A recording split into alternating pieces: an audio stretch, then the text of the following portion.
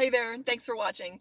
In this video, I'm going to talk about how to save money on a low income. So the idea for this video came about because I have chronically been an under-earner, meaning I've always earned less than what is typically considered normal for the area that I'm in. So when I talk about low income, I mean relative to, I would say, my peers or maybe the people in my geographical area. For reference, I'm in the northeastern United States, and what that means is that I was typically living on an income that was less than, say, the people in the average 5 miles around me. So what that means is that I feel like I had a bit of an excuse when it came to not saving money because I was making so much less than the people around me. I thought that it would be easier to save more money if I made more money.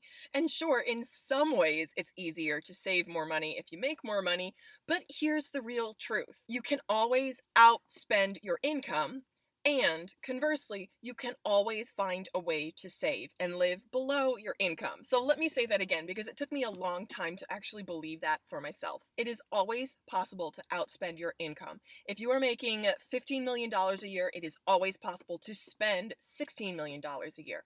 And if you are making $20,000 a year, it is possible to live on $10,000 a year and save $10,000 a year. Firmly believe that to be true. I have seen examples of this in my own life, of people that I have known, and I have seen examples for this written and read examples of this in other people's lives. So I want to say that saving money starts with your mindset. Saving money starts by believing that it is possible, that you can save money. Okay, so that said, believing that it's possible is only one part of the whole equation, because you can believe all you want, and if you never take any action, it's never going to happen. So here are my 6 steps for saving money on a low income. Number 1, remember that time is money and money is time. So I want you to be very aware of the wealth that is available to you in each and every single day. I want you to make the choice to do something and realize that you have the ability to make the choice to do something with the time you have available to you. Whether it's learning a new skill, getting a better handle on your spending, or spending time with the people that you value and love. Make your time your priority and treat your time as a precious asset and commodity that it is. Now, I know this sounds really hokey, but until you value your time, you can't really expect other people to value your time either. And gradually, you'll come to see that your time, again, is your greatest asset. You can always make more money, but you will never have more time. Step number 2 is don't go any further into debt. Now, this might sound super simple, and if you are already doing this, then kudos to you. But if you are going into debt and you realize that you're not able to pay off your credit card balances at the end of the month, then that's a sign that there's something off in your spending habits. So be very aware of the debt that you are taking on, especially the unsecured debt that you're taking on, the consumer debt that you might be preparing to or currently getting into, and try to cut that down where you can. Step number 4 is to live below your income. And I actually love talking about this because I feel like this is something that I'm actually really good at doing. So I mentioned I was a classic chronic under-earner. I've typically made less than the people around me, less than the people in my geographic region. And what that has taught me is to live below my income, live below my means. That's something that I actually take a lot of pride in, is that I have absolutely no desire or need to keep up with the Joneses. I drive a 2004 Toyota Camry, so as of this moment, that's a pretty old car.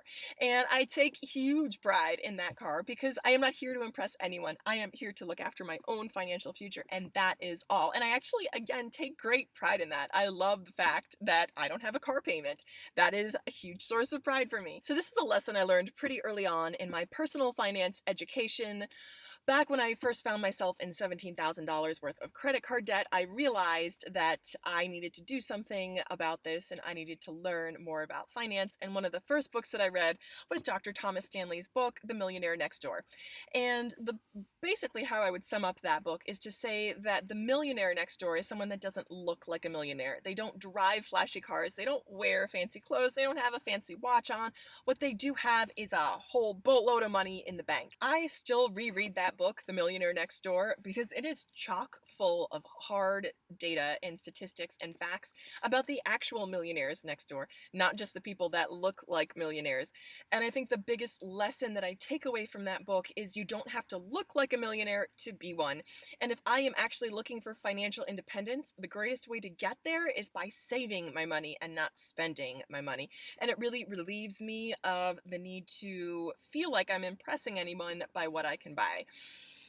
I don't really feel the need to impress anyone by what I can buy, but this book just reminds me that the actual facts don't support that people that own Lamborghinis are wealthy. The actual facts support that the people that are driving those used cars, that are wearing those bargain basement clothes, those are the people that are actually likely to have a higher net worth. So that is really eye-opening, and it really encourages me again to live below my income. Step number 4 is to get a handle on your expenses. Now, this is where that time is money, money is time thing comes into play. And this is something that I've heard other people say, and I've kind of started to adopt in my own life. And that is to think of an expense or something that you are thinking about spending money on, and ask yourself if it's really worth spending that amount of time on. So you can say, is that dinner out worth an hour of my time? Or is that new pair of shoes worth 4 hours of my time? This is an exercise that has kind of a cold, sobering reality check element built in, because sometimes I will think to myself, well, no, it's not worth 4 hours of my time, but I still really, really want that item. And this is where that discipline, strategy, mindset, and focus really comes into play, because by using that strategy and believing that I can save money, and just knowing that my goal is to save money for ultimate financial independence, kind of helps adjust my thinking from a consumer mindset to a saver mindset. So just a note here about natural saving tendencies versus natural spending tendencies. And I know in the Dave Ramsey world, he talks about being a free spirit or being a nerd, being a saver versus being a spender. And I would say that I am a definite 100% dyed-in-the-wool nerd. However, I do have spending tendencies, but that can be very easily shifted. I firmly believe that a spender can become a saver through discipline and practice and strategy. So it's really important, again, to tie into the whole mindset element, that you become a saver. You can go from a spender to a saver by just deciding that's who you are and who you want to be. All right, you ready for it? Tip number 5 is automate your savings. This might sound like the absolute simplest tip to save money on a low income, is to just automate your savings, but it's very important, and it's one that you would be surprised how many people just aren't implementing. And it's one that actually took me a long time to implement as well. So I have Chase Banking, and I have a Capital One 360 savings account, and I have an Ally savings account. I have a certain amount withdrawn each week and put into both Capital One and Ally. And believe it or not, again, it took me a long time to actually go online and set that up. I'm kind of embarrassed at how long it took me to go online and set that up. But that is the first step to saving, is actually making a point to do it and do it automatically, so you don't even have to think about it. One thing that's really helped me in executing this automated savings plan is to take smaller amounts from my checking and moving into savings, but doing it more often. So rather than withdrawing $200 and putting it into savings at the end of the month, I found that for me, it just works better to take $50 at the end of every week and to do that throughout the month. So what that does is allow me to space out the chunk that I'm putting into savings and work that more sort of organically into my budget and spending plan.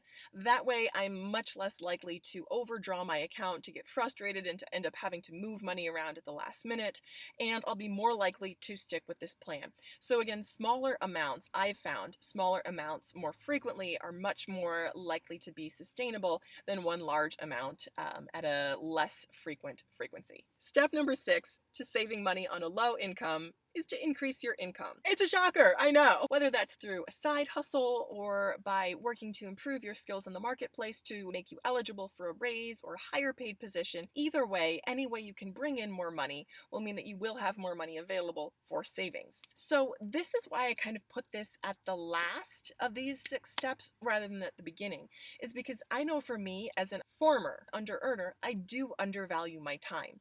What that means is that I'll end up running myself ragged and working really hard and not realizing that I'm earning a really small amount. That amount really isn't worth it, and I will burn myself out and then just kind of collapse in a heap and not really be likely to do anything for a whole lot of time. Sometimes the cost of a side hustle outweighs the benefit. So for me, it's really important to be slow, steady, purposeful, and methodic rather than to be sort of in a burst of activity and then burn out and not be good for anything. So I really encourage you to be strategic and to be considerate in your side hustles so that you end up with a side hustle that is ultimately sustainable for you and that will work for you long term. So these are my tips for saving money on a low income, as this is something that I have had to do for a good chunk of my life and something that I'm working on doing more currently.